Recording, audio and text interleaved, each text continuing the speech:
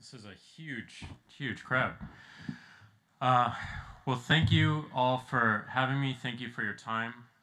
I'm going to do something a little bit different, something I've never really done before, which is simply read to you from some books that have helped me along the way, helped me along a transition, helped me get started, but also helped me through many things. And there's so many lessons in these books, and please, if you get a chance, buy them yourselves and read through the entire things. But I'm going to give you some highlights and some of my experience with the passages. The first book is a book called The Art Spirit by Robert Henry, who was a painter, and I know there's a lot of affinity for painters in these parts.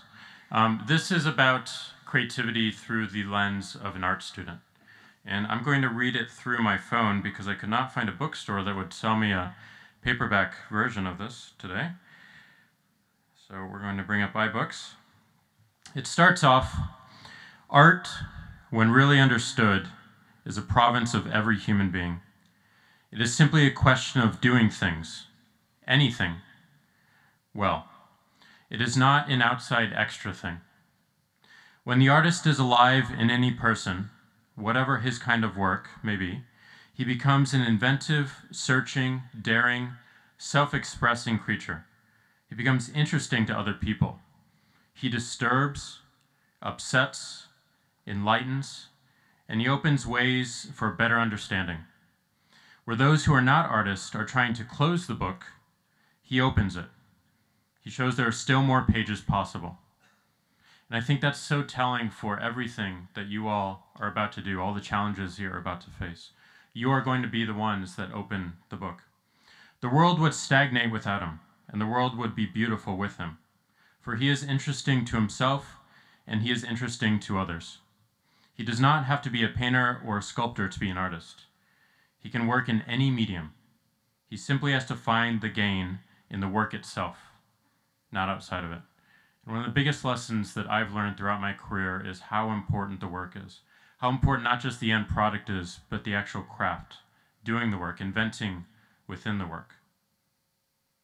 The work of the art student is no light matter.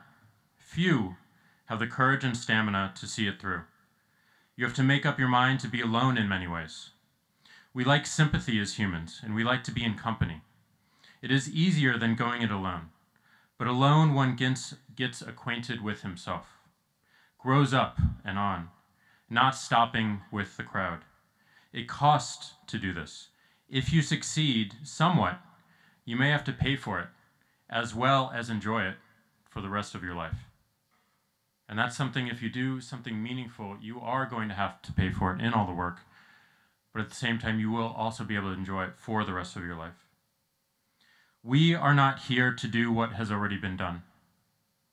Everyone in this room feels that. We are not here to do what has already been done. Know what the old masters did. Know how they composed their pictures, but do not fall into the conventions they established. These conventions were right for them, and they are wonderful. They made their language. You make yours. They can help you. All the past can help you. And I think in Silicon Valley, and especially in technology, it's so easy to fall in the footsteps of others. To do what they do because you think it's the right way, because you think they've had the success and you can copy that success. You have to find your own path. You have to find your own footsteps. An art student must be a master from the beginning.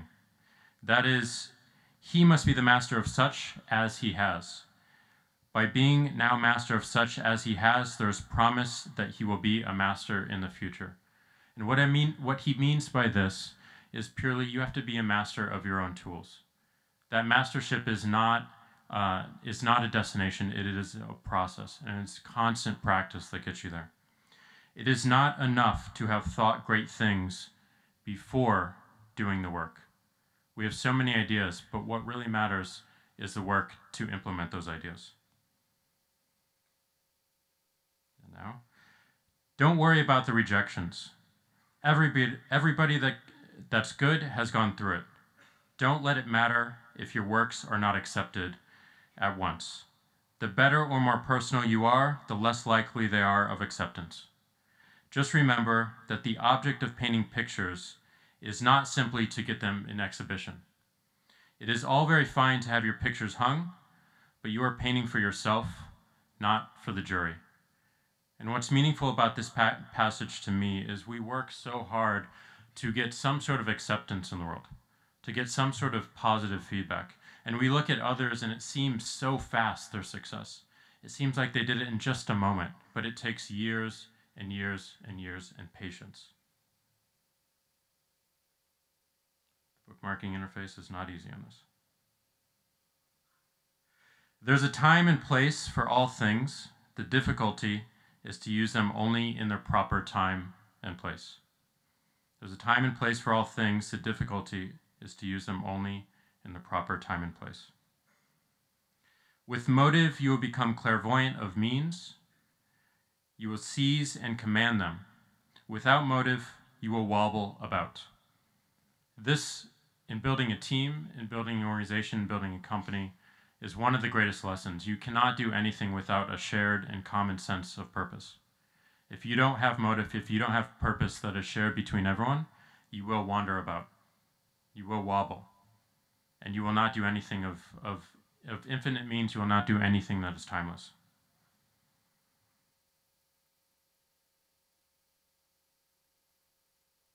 And lastly, the art student of these days is a pioneer, just like all of you. The art student of today must pioneer beyond the mere matters of fact.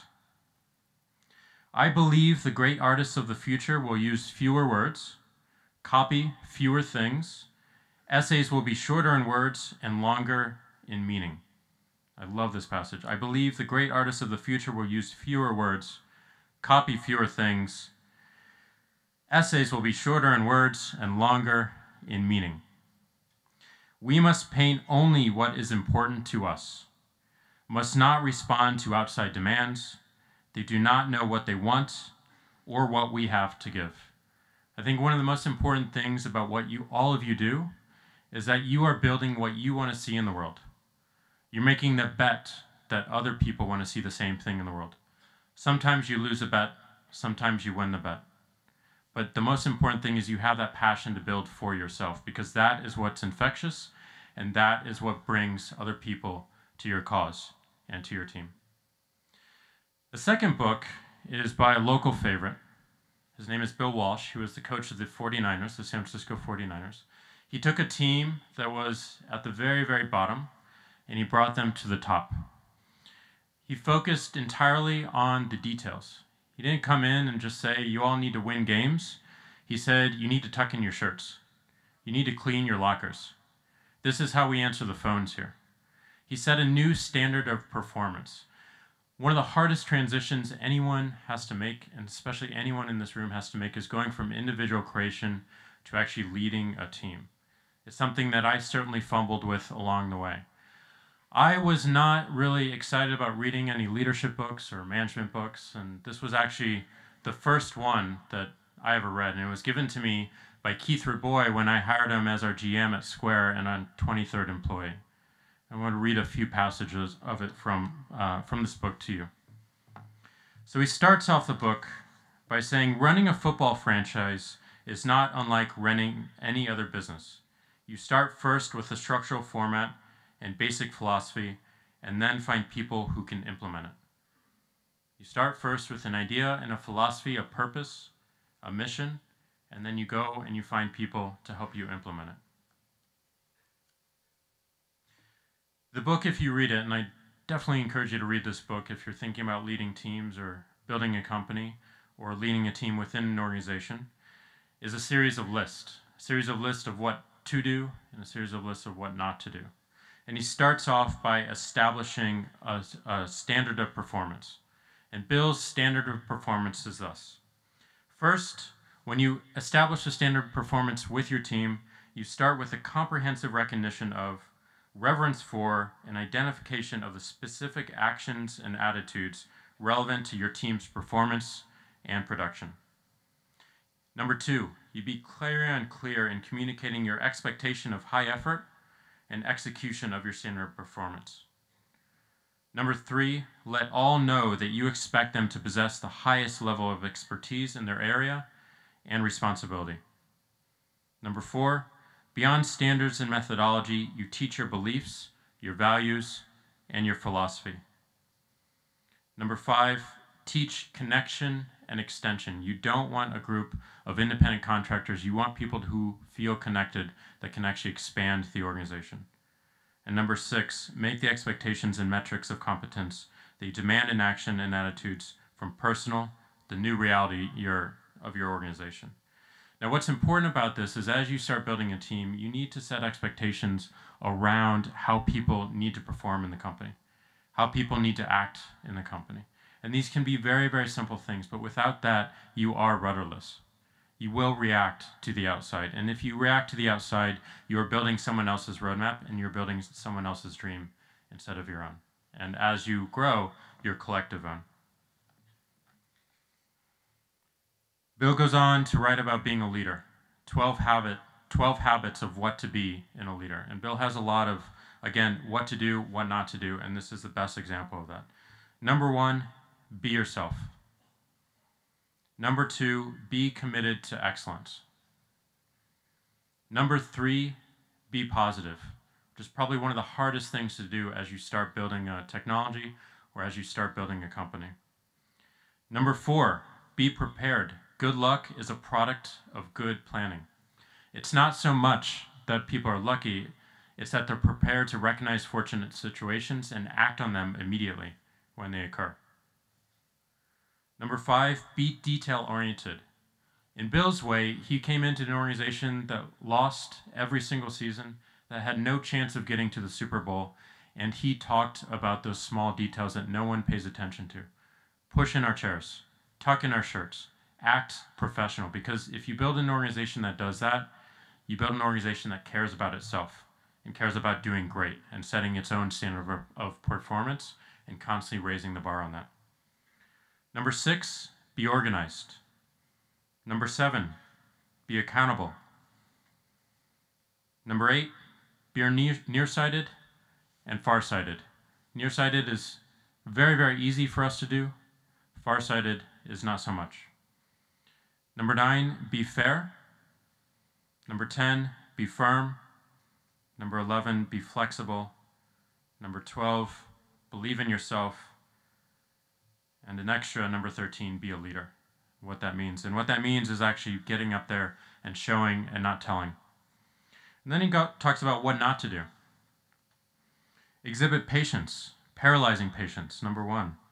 Number 2, engage in delegating, massive delegating, or conversely, engage in too little delegating. Number 3, act in a tedious, overly cautious manner. Number 4, become best buddies with certain employees, playing favoritism. Number 5, spend excessive amounts of time socializing with superiors or subordinates. Number 6, fail to continue hard-nosed performance evaluations of long-time or tenured staff members, the ones most likely to go on cruise control or to relax. And this I see in so many startups is the folks that start early have the least pressure in the company when they should actually have the most pressure in the company. Number 7, fail to actively participate in efforts to appraise and acquire new hires. Number 8, trust others to carry out your fundamental duties. Number 9, find ways to get out from under the responsibilities of your position, to move accountability from yourself to others, and the blame game. And number 10, promote an organizational environment that is comfortable and laid back in the misbelief that the workplace should be fun, lighthearted, and free from appropriate levels of tension and urgency.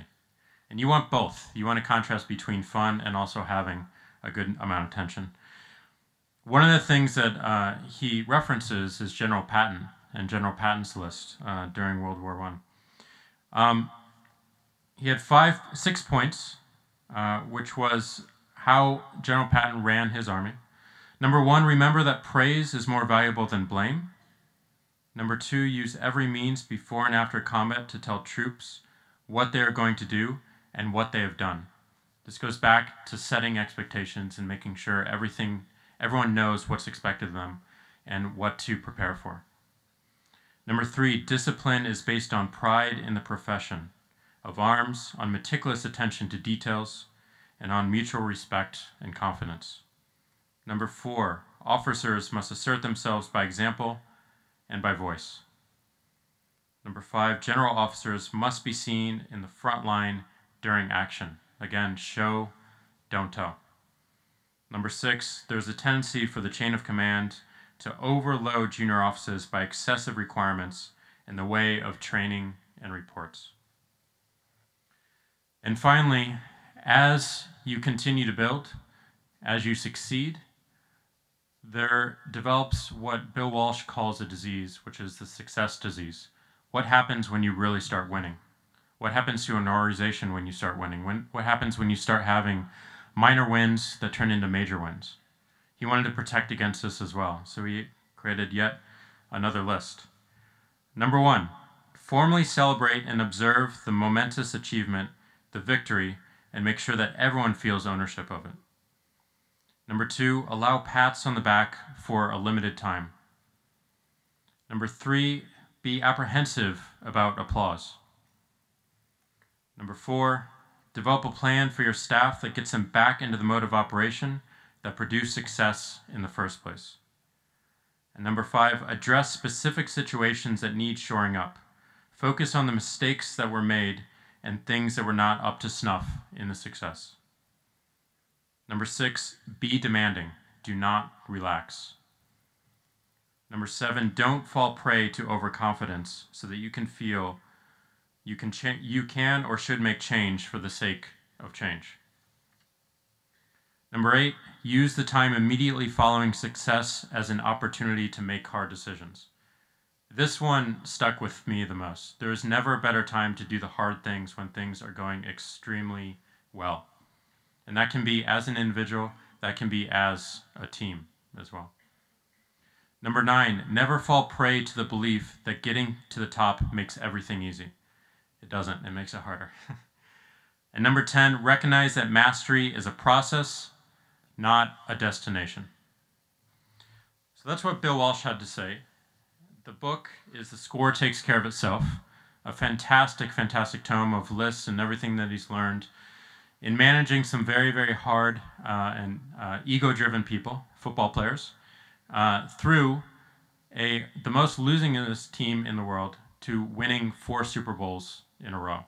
Amazing, amazing turnaround that he did by building a team and focusing on those details. Bill inspired me to create a number of lists of my own, and I wanted to share a tool that I use on a daily basis that has been most fundamental in my own growth and my own establishment of practices. So this is participatory. I'd ask you to bring out your phone right now or your computer and bring something out that you're going to view on a daily basis. On my dock, on my iPhone, I have notes. And notes is something that I check every single day. I have a note for every single person that I encounter in the company. I have a note for every single thing that I'm doing. Every person that I talk with in the company, such as Sarah Fryer, our CFO at Square, has one specific note in my notepad, and anytime I need to talk to her about something, I write it down. And then, whenever I see her, I go through my entire list. Very, very simple memory device. But what I want to talk to you about today is a note which I call daily. So if you create a new note in your notepad, or something that you check on a daily basis, this is the most important thing.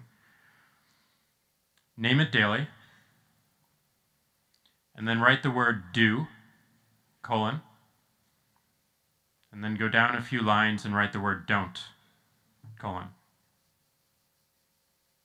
And the one thing I would ask you to do walking out of this is to, every single day, just for a week, wake up to this note, check it throughout the day, and then also, before you fall asleep, check to make sure that you did and you didn't do everything. So what you put in each one of these is you have a list of everything that you want to do every single day, and you have a list of things that you don't want to do. And the easiest way to add to the don'ts is to notice something that you never want to do it again, and you just add that to it.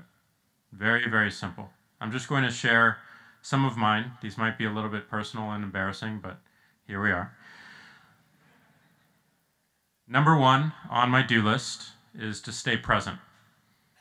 I think it's so easy to get trapped in the past, It's so easy to think about the future. The most important thing is I stay present, and just reading this brings me back to the present, brings me back to this moment. Number 2 for me is be vulnerable. Show people my mistakes, show people my fears, because they can relate, because they're going through similar things. Number 3, drink only lemon water and red wine.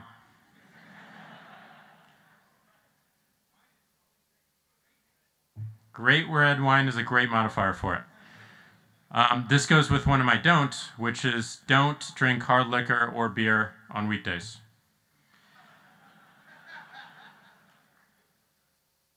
Number 3 is 6 sets of 20 squats and push-ups throughout the day. I just have to do them every day. 6 sets of 30-second planks. Run for 3 miles. Meditate on this list. Stand up straight, which whenever I say, I always see posture moving in the audience. Say hello to everyone. I just bought a heavy bag, so I'm training with a heavy bag, so I want to spend 10 minutes with a heavy bag every day. I want to do a video journal every single day, and I want to get 7 hours of sleep. On my don't list, and again, this is one of the hardest things, and a lot of these are personal, so I'm not going to read all of them. But on my don't list is don't avoid eye contact. Don't be late. Don't set expectations for someone and not meet them. Don't eat sugar. I'm on the paleo diet, so don't eat wheat, lentils, or dairy. And then, of course, don't drink hard liquor or beer on the weekdays. So this list, while it sounds very, very simple, has been fundamental in establishing patterns for myself. And it's something that I do check every single morning. I check throughout the day, and I check right before I go to bed, and I make sure that I check everything off and go through it. And I've given it to our companies. I've given it to a number of students that I've talked to as we've gone to schools and recruiting.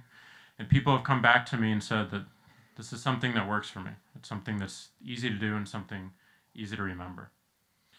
One of the most fundamental things about it that I've learned, that I've taken away from it, is how it gives you focus. How it gives you something that allows you to really ignore everything else that's going on, all the other noise, to allow you to focus on what's most important. So this do and don't list for people and individuals in the company has translated to a do and don't list for our company. For Square, we have a do and don't list. We have, these are the things that we're going to do.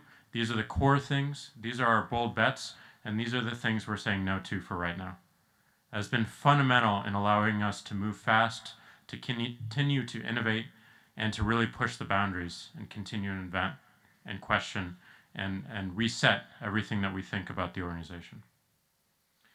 So normally I talk about entrepreneurship, and I talk about founding a team, and I talk about design and product. I didn't want to do any of that today. I just wanted to share some of the books that have kept me going, the books that I've learned so much from, read so much from.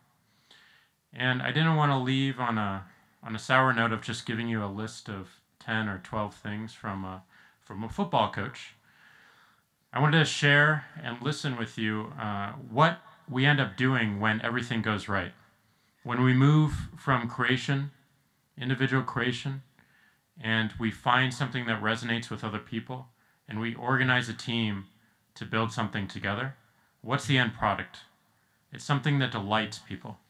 It's something that they want to listen to again and again. It's something that they can't help but engage in. They can't help but tap their feet to. So I want to leave you with one of my favorite songs. How many of you heard this song or recognize it at all? No one. Okay, this will be excellent then. This is a very, very simple but lively song, and I find myself listening to it nonstop. But what it reminds me of is just how simple creation can be, but also how complex it can be. How strong you have to be to get to something this deep, to get to something this essential, to get to something that actually strikes a chord with so many people and potentially strikes a chord with everyone on the planet. That is why we're all here in this room. We want to build something. We want to create something that resonates with every single person on the planet. Music does that in a very easy way, but it's very, very hard to get to it. So I'd like to play this for you, and just listen for a minute.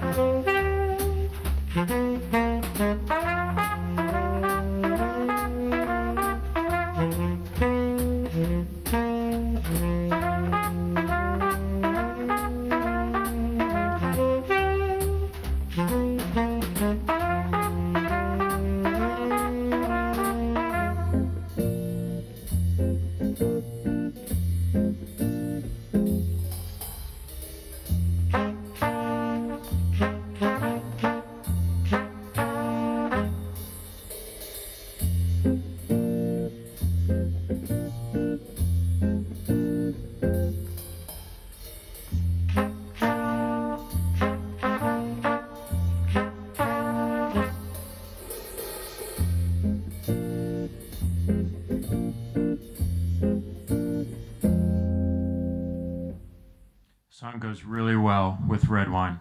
Great red wine. So if you take away anything from this day, it's that you are the future. You are the ones that have the ideas in your head. You're the only ones that can actually build it for yourself, and that is your task. You are building what you want to see in the world. You are making a bet with the world that it resonates with other people. Sometimes you're going to win the bet. Sometimes you're going to lose the bet. You put that loss on the shelf and you bring it back another day. But it's up to you to make that interpretation, to make that creation, and to paint what you want to see in the world. Thank you very much for your time, and great luck in all of your work. Thank you.